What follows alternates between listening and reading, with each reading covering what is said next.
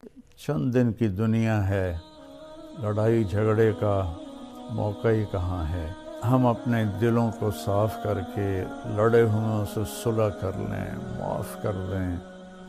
آپ کے رب کی بہت بڑی رحمت آپ پہ نازل ہوئی تو آپ نرم ہو گئے اپنی امت کے لیے۔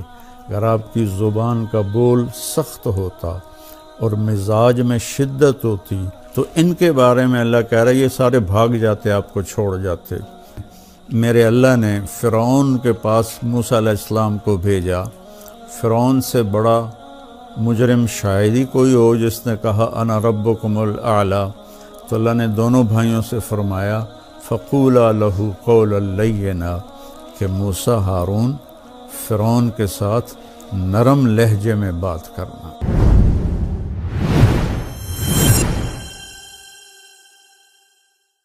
بسم اللہ الرحمن الرحیم، الصلاۃ والسلام علی رسولہ الکریم، اما بعد۔ میرے محترم بھائیوں بہنوں، عزیزوں، بچوں بچیوں، السلام علیکم ورحمۃ اللہ وبرکاتہ۔ رمضان روزہ بہت بڑا عمل ہے۔ اللہ تعالیٰ نے فرمایا کہ روزے کا بدلہ میں خود ہوں، اور ایک جگہ فرمایا کہ میرے نبی نے کہ کوئی جانتا ہی نہیں ہے کہ روزے کا ثواب اللہ نے کیا رکھا ہے۔ تو اللہ ہمیں توفیق دے روزے رکھنے کی۔ تو اس سے پہلے ہم اپنے دلوں کو صاف کر لیں۔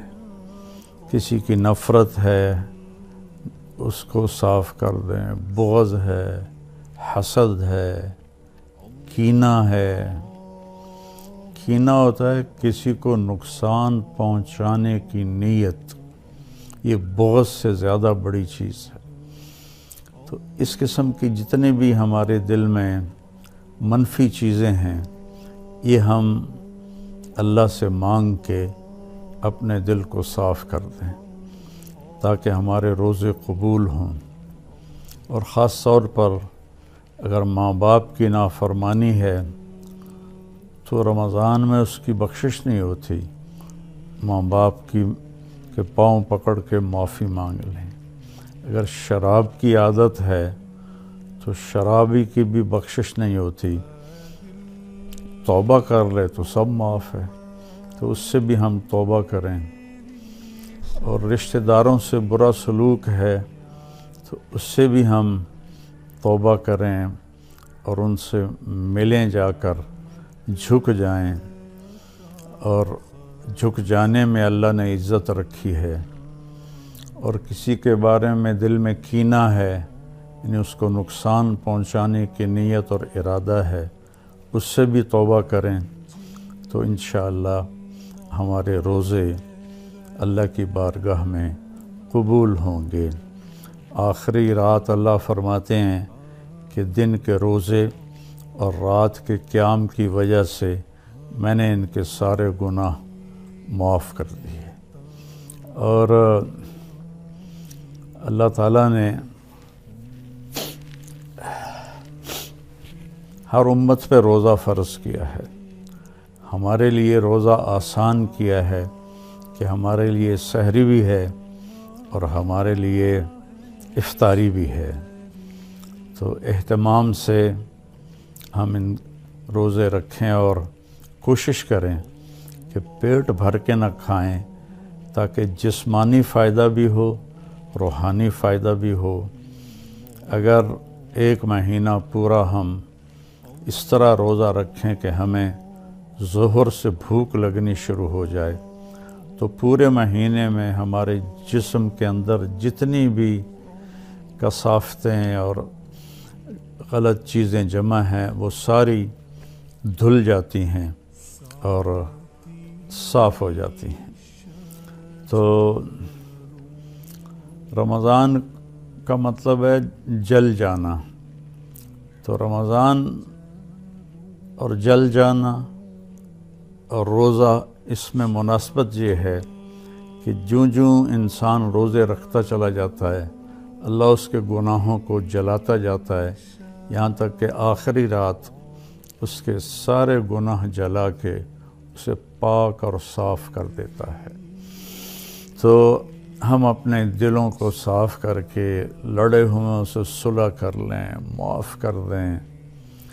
چند دن کی دنیا ہے، لڑائی جھگڑے کا موقع ہی کہاں ہے۔ چند صبحیں ہیں، چند شامیں ہیں، بہت سی بیت گئیں، تھوڑی باقی ہیں۔ بہادر شاہ ظفر رحمۃ اللہ علیہ کا شعر ہے، ان حسرتوں سے کہہ دو کہیں اور جا بسیں، اتنی جگہ کہاں ہے دل داغدار میں۔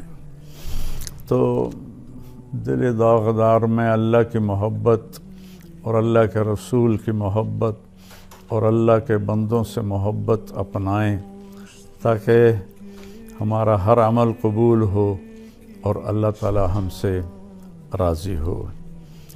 اور دوسری بات یہ ہے مالدار حضرات کے لیے کہ زکوٰۃ کا تو ضرور اہتمام فرمائیں، بہت غربت ہے اور بہت مہنگائی ہے، ہمارے گناہوں کی سزا ہے کہ مہنگائی کا عذاب ہے ہمارے اوپر۔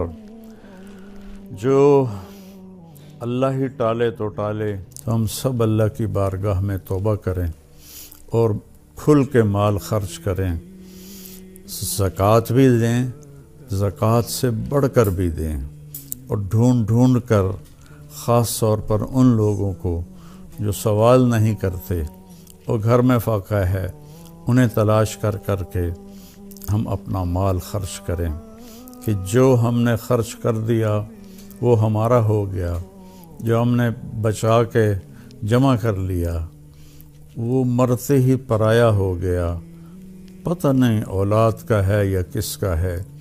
تو زیادہ سے زیادہ اللہ کے نام پر مال خرچ کریں، غریبوں کو ان کو ڈھونڈ کر، مریضوں کو، روزہ رکھنے والے روزہ رکھ نہیں سکتے ان کو ان کی امداد کریں۔ ہماری فاؤنڈیشن بھی اس میں بہت اللہ کے فضل سے کام کر رہی ہے، تو ہمارا بھی کچھ تعاون فرمائیں فاؤنڈیشن کا، تو اللہ تعالیٰ آپ کے اس مال کو جہنم سے بچاؤ کا ذریعہ بنائے گا۔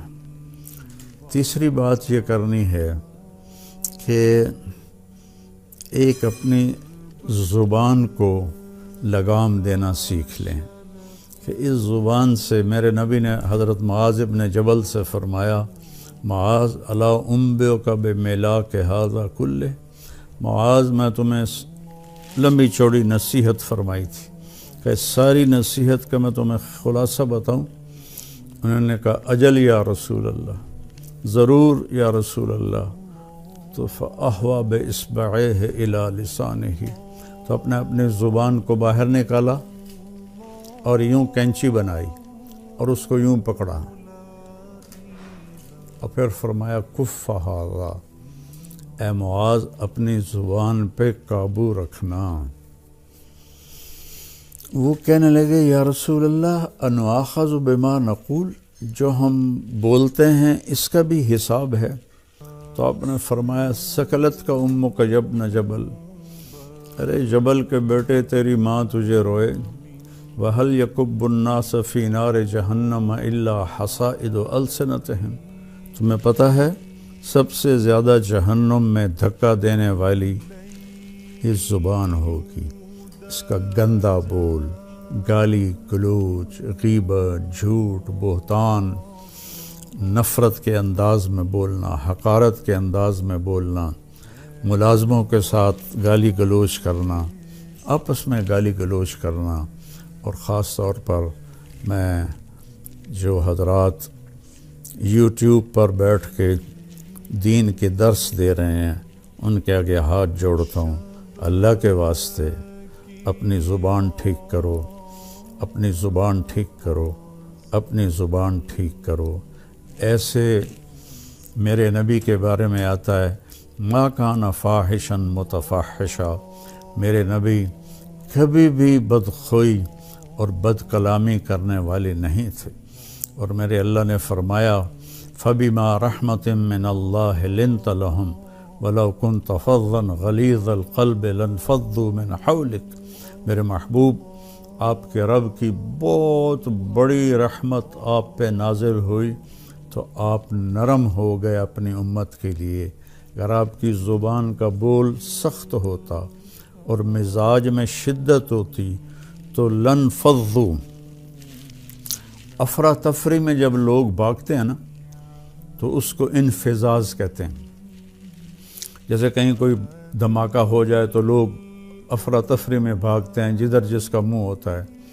تو اللہ تعالیٰ فرما رہے ہیں یہ صحابہ جن کے بارے میں اللہ نے کہا کُلًّا وعد اللہ الحسنی، میرے محبوب تیرے صحابہ کے لیے تیرے رب کا جنت کا وعدہ ہے، اور جن کے لیے حسنہ کا وعدہ ہے ان کے لیے دوسری آیت کہتی ہے ان الذین سبقت لہم من الحسنی اولئک عنہا مبعدون، جن کے لیے ہم نے حسنہ کا وعدہ کر دیا وہ جہنم سے بہت دور ہیں، لا یسمعون حسیسہا، وہ اس کی آہٹ بھی نہیں سنیں گے، وہم فی ما اشتہت انفسہم خالدون، اور وہ جنت کی من چاہی نعمتوں میں ہمیشہ کی زندگی گزاریں گے۔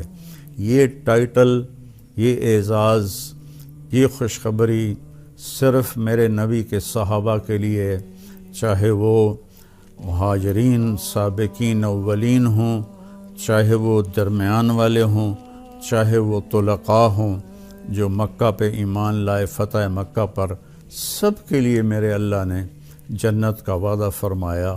تو ان کے بارے میں اللہ کہہ رہا ہے یہ سارے بھاگ جاتے آپ کو چھوڑ جاتے۔ تو بھائیو، اکثر جو میں تو سنتا ہی نہیں ہوں، میرے سر میں درد رہتا ہے، لیکن کبھی کبھار کان میں پڑ جاتی ہے بات تو اتنا شدید لہجہ ہوتا ہے اور اتنا حقارت آمیز لہجہ ہوتا ہے اور اتنا نفرت سے بھرا ہوا ہوتا ہے، خاص طور پر مذہبی معاملات میں اور اختلافی مسائل میں۔ اس قدر وہ آتش فشاں پہاڑ بن جاتے ہیں کہ ان کے منہ سے آگ نکلتی ہے۔ تو میرے نبی کی زندگی سیکھو کہ آپ نے کس طرح نرم رویے سے عرب کے سارے بت پرستوں کو رام کیا، اور اللہ تعالیٰ نے فرمایا کہ جاہد الکفار والمنافقین واغلظ علیہم، ان کے ساتھ آپ جہاد کریں، منافق اور کفار کے ساتھ، اور ان پر شدت اختیار کریں۔ لیکن آپ دیکھیں سیرت النبی میں کہ آپ نے عبداللہ بن ابی کو بھی کبھی برا نہیں فرمایا اور منافقین کو بھی کبھی برا نہیں فرمایا، اور آپ کی زبان سے کسی کے لیے دکھ بھرا بول نہیں نکلا۔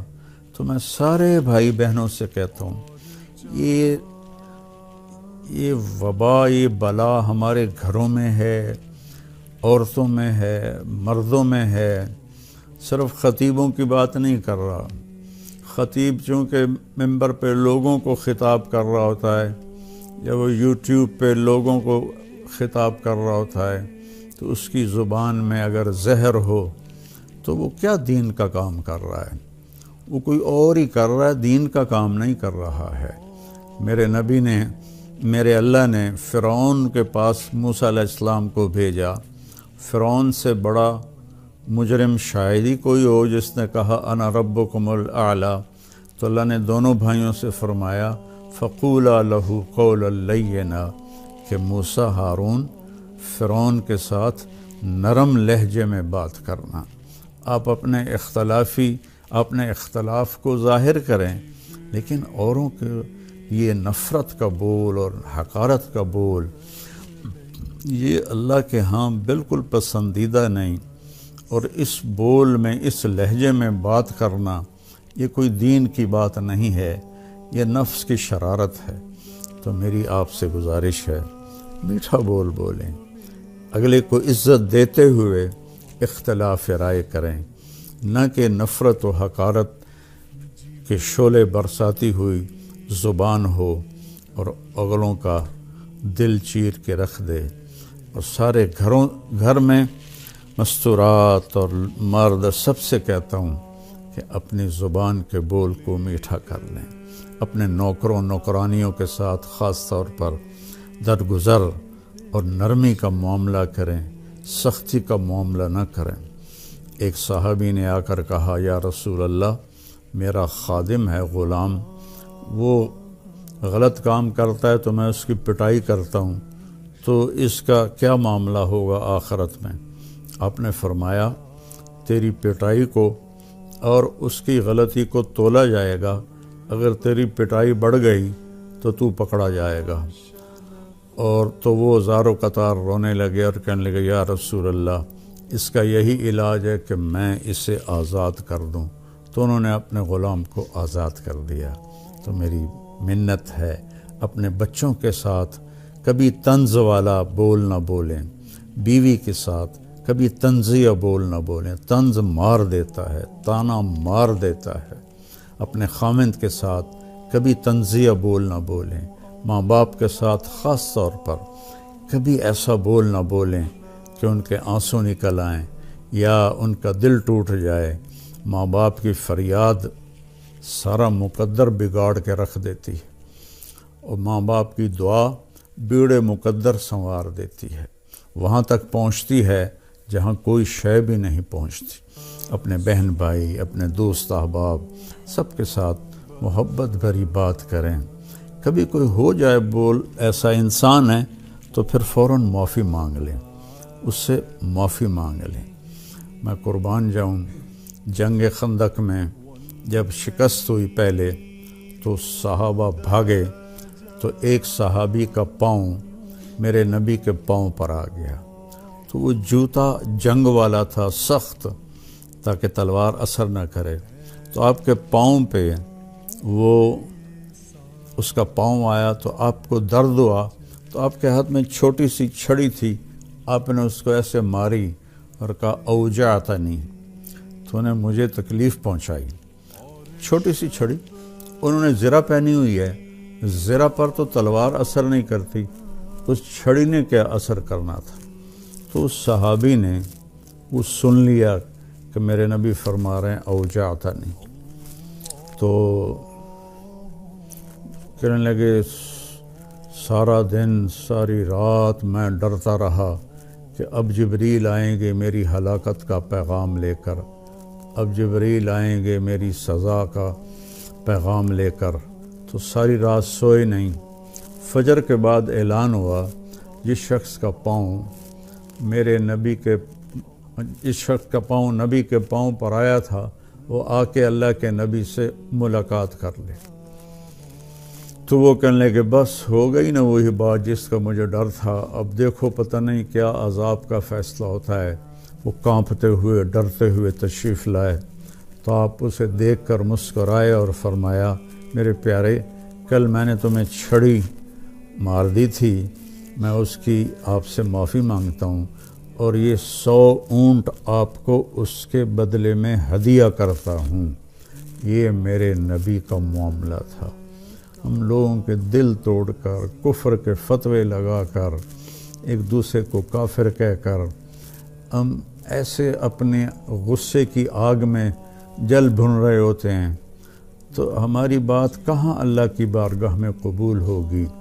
تو بھائیو، اختلاف کے بھی آداب سیکھو، اختلاف رائے کے بھی آداب سیکھو، اور بولنے کے بھی آداب سیکھو کہ ماں باپ سے کیسے بولنا ہے، بیوی سے، بچوں سے، خامن سے، بہن بھائیوں سے، اپنوں سے، غیروں سے، کوئی ایسا بول نہ نکلے۔ ابو دجانہ رضی اللہ تعالیٰ عنہ بہت بڑے صحابی ہیں، تو وہ فرمانے لگے ایک دن کہ میں تمہیں بتاؤں، میری بخشش کا سب سے بڑا عمل یہ ہے کہ میری زبان سے کسی کو دکھ نہیں پہنچا اور میرے دل میں کسی کے لیے نفرت نہیں ہے۔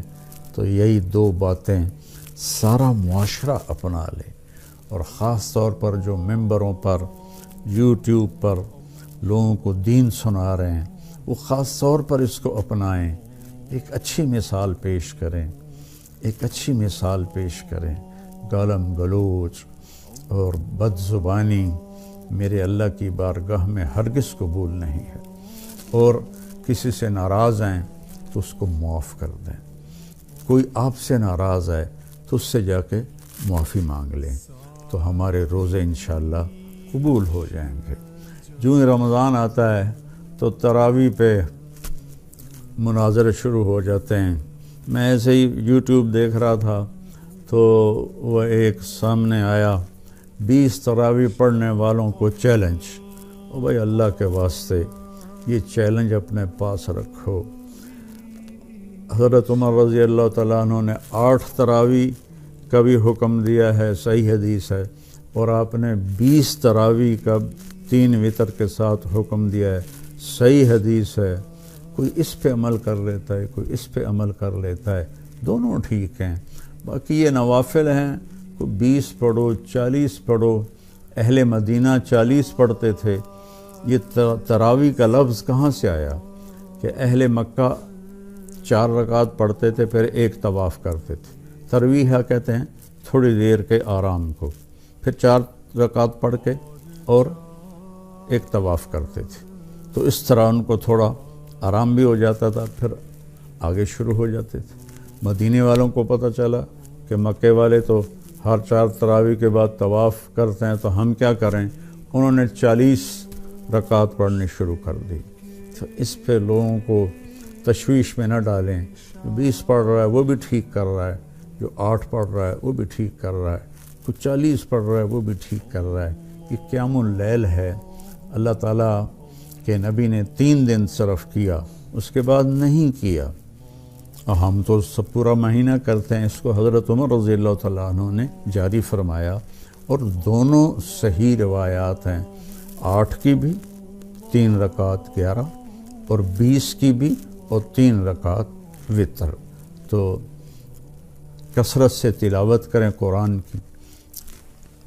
بخاری شریف کی روایت ہے، کانا رسول اللہ صلی اللہ علیہ وسلم اجود الناس، اللہ کے نبی سب سے زیادہ سخی تھے۔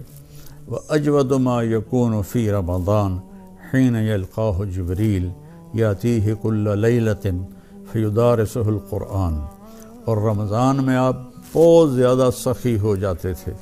جب جبریل آتے تھے روزانہ رات کو، آپ جبریل کے ساتھ قرآن کا دور فرماتے تھے۔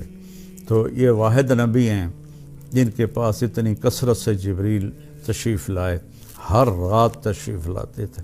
میرے نبی کو 9 رمضان ملے، تو ہر رات کو، اور آخری رمضان میں 2 دفعہ آتے تھے، 2 دفعہ قرآن کا دور ہوا آپ کا جبریل کے ساتھ، اور فرمایا ولا رسول اللہ صلی اللہ علیہ وسلم اجود بالخیر من رمضان من الریح المرسلہ، کہ اللہ کے نبی رمضان میں جبریل کے ملنے پر تیز ہوا سے بھی زیادہ آپ کی سخاوت ہوتی تھی۔ تو میں مالداروں سے کہتا ہوں سخی بنیں، صرف زکوٰۃ دے کے مطمئن نہ ہوں، زکوٰۃ سے اوپر بھی خرچ کریں، اللہ آپ کا رزق بڑھائے گا۔ اللہ مجھے آپ کو توفیق نصیب فرمائے۔ السلام علیکم ورحمۃ اللہ وبرکاتہ۔